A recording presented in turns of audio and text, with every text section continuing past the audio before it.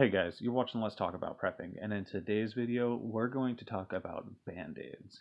Now, Band-Aids often get lost in translation because we often talk about bullet wounds and things like that in the prepping community, but small cuts do happen. I cut myself recently while cutting some bread with this exact knife. I almost lost the whole pad of my finger, and life doesn't stop when you have a small wound like that. You need to be able to wrap it up, take care of it, and keep moving, keep working.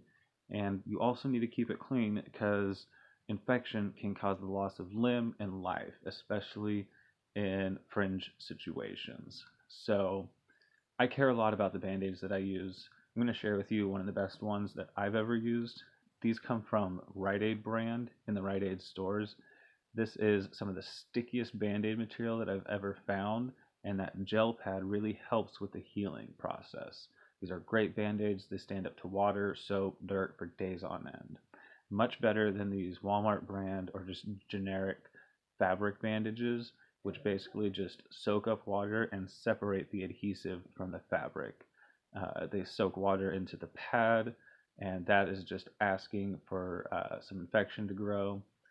I've just found that I'm just pretty unsatisfied with a lot of Band-Aid brands. You can never find the one that you need, and they never stand up for very long. And anyways, as preppers, we need a different option. Now, Band-Aids are great if you have good ones, and you should definitely store them. But I'm going to share with you a quick little method that I figured out, because sometimes you're bleeding a lot. You don't want to go through Band-Aid after Band-Aid just to put compression on a wound when you know that you're just going to need to change the dressing soon.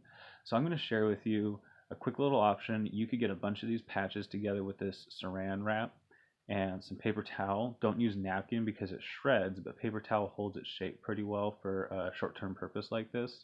But as you can see, I'm basically just sealing the wound in and providing compression using this saran wrap and a patch and a strip. And this actually does a really good job of wrapping down hard onto the wound, providing you with some compression to stop that bleeding and to keep the injury in place and to actually keep a lot of moisture out.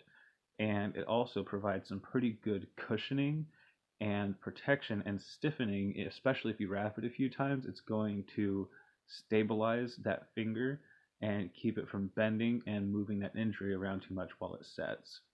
So this is actually something I'm pretty proud of for coming up with on the fly. I was just going through Band-Aid after Band-Aid because in the beginning this wound just kept reopening.